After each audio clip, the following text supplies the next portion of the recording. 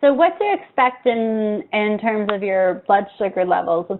We'll speed up a little bit here, guys, just a bit so we have enough time to talk about food.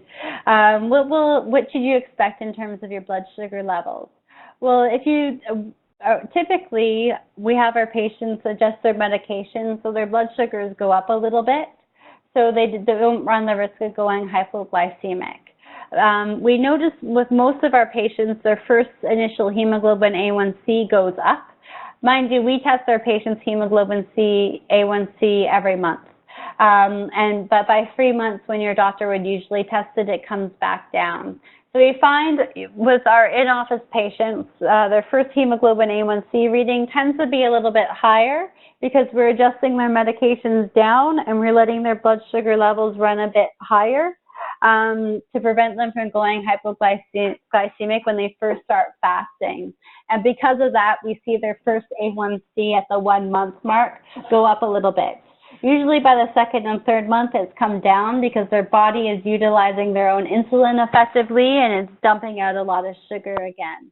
So we keep that cycle going. So as soon as our patients' blood sugars start to normalize again, we reduce their medications. So their blood sugar levels are running a little high, but not too high. And we wait for them to come down naturally, and then we cut their medications down again until they're off of all medications. Now, ideally, we would like your blood sugar levels to be below 6, so below 6 or below about 110. So ideally, we would like to have your blood sugar levels below 6 or 110. Even more ideal would be 5.5 or under 100. So that would be even more ideal. When you're keto adapted and you're fueling on fat, that means your body doesn't require a lot of glucose. So when you're fueling on fat, you're not really requiring a whole lot of glucose. So people like myself who are fat adapted or keto adapted, my blood sugar levels are often around 3.1, 3.2, 3.3. So blood sugar level of like 3.1 would be around like 55, 56 for our American friends. Hypoglycemia is defined as a list of symptoms. It is a feeling. I have patients who go hypoglycemic at 180 because they're so used to their sugars being 360 all of the time. So I have patients who go hypoglycemic at 10 because they're so used to being at 20 all of the time. So it's about letting the body normalize. So we see this all the time. I have patients who go hypoglycemia at 8, which is 145. They experience all the same symptoms of hypoglycemia. So the standard normal range for blood work is between 4 and 6 if you're outside of the U.S. and within the U.S. 4 is 70 and 110 is 6. So in that range, that is sort of the normal standard. But if you are fat adapted, you are going to have blood sugar levels in the 3s or in the 4s. And if you are fat adapted, so those blood sugars translate for our American friends, high 50s, low 60s, if you are actually fat adapted. But you should feel okay. If you're having a blood sugar level of 55 or a blood sugar level of 3 and you're not feeling okay, then you're hypoglycemic. So what to expect in terms of weight loss? Well, weight size is the most important, but it's the most difficult to reduce.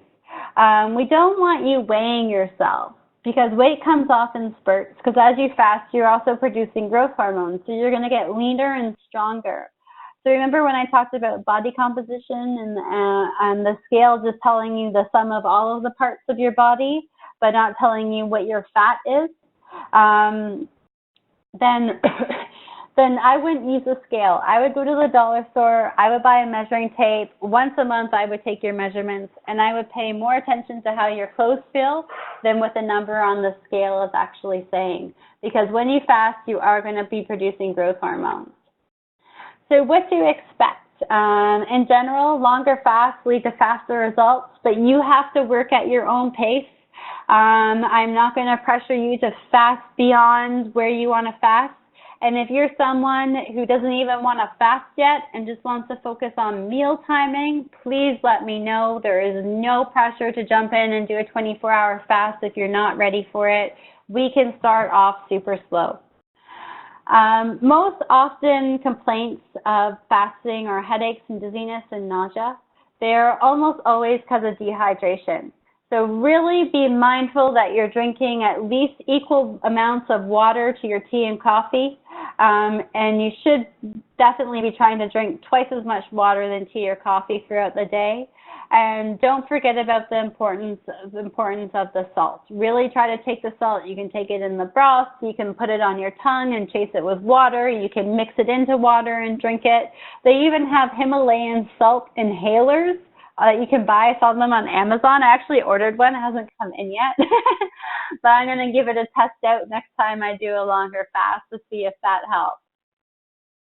Also, if you have to fast and take other medications that require food, really try to stick to the flax and the chia and the psyllium husks to help your body digest those. So if you are required to take medication on a fasting day and you must take that medication with food, it's definitely not going to be the most pure fast, but that's absolutely okay. We usually recommend to those patients that they try 2 tablespoons of psyllium husks, flaxseed, or chia seeds. Again, letting the psyllium husks, the flax, and the chia soak in the water, and then taking that, drinking that, and then taking your medication. That should help keep your tummy okay. If that doesn't help, if that doesn't make things okay, then have a couple pieces of broccoli or have 1 cup of spinach, and then take your medication. And we haven't had any issues with patients, even patients that are on a bunch of painkillers. We haven't had any issues with their tummies taking 1 cup of spinach or a couple pieces of broccoli, which would be sort of the equivalent of like half a cup of chopped broccoli. Low blood sugar levels.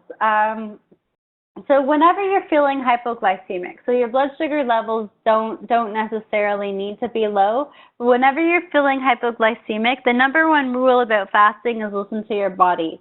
Break your fast, eat sensibly, have some nuts. It might be a time to have a little bit of fruit just to bump up the sugars quickly, particularly if you're feeling really unwell. Having a couple of pieces of fruit can definitely bump up the sugars a little bit quickly, so you should be feeling better very, very quickly. Try to stay away from pops or sodas and juice or candy as much as possible, but if you're really not feeling well, then don't hold back. Have something, make sure you're feeling well. Definitely listen to your body. Constipation or diarrhea. If you're constipated again, if you're having diarrhea again, add the flax seed. You can add it to your broth or water. You can add chia seeds or psyllium husks. And if you're experiencing diarrhea and you are using MCT oil, try switching to coconut oil instead.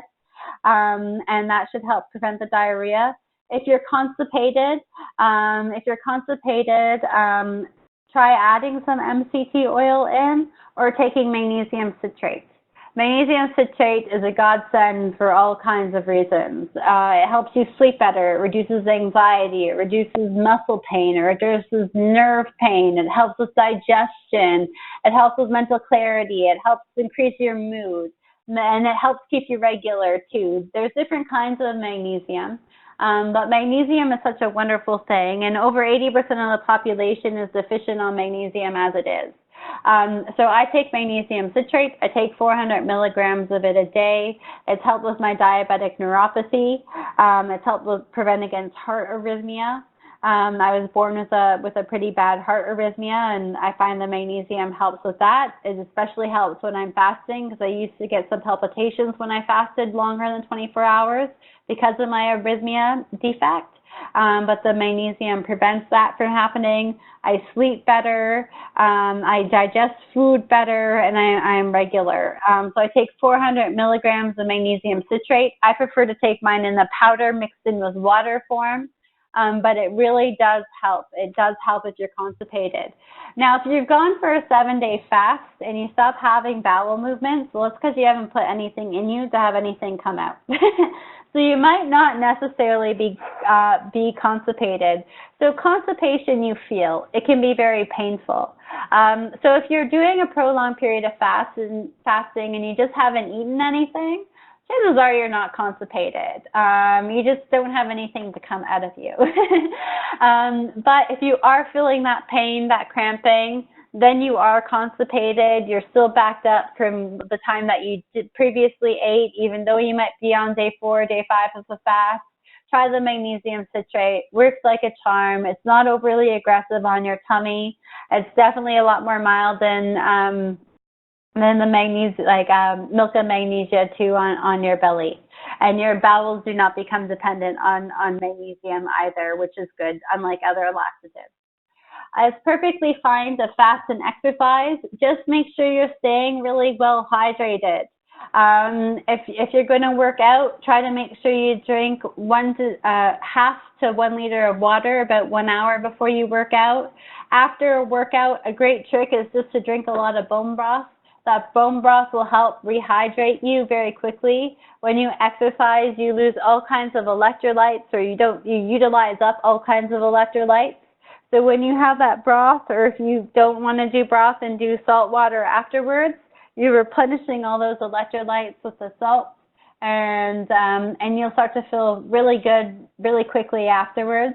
But the only thing you need to be cautious of for exercise and fasting is making sure that that you are staying properly well hydrated during that fast.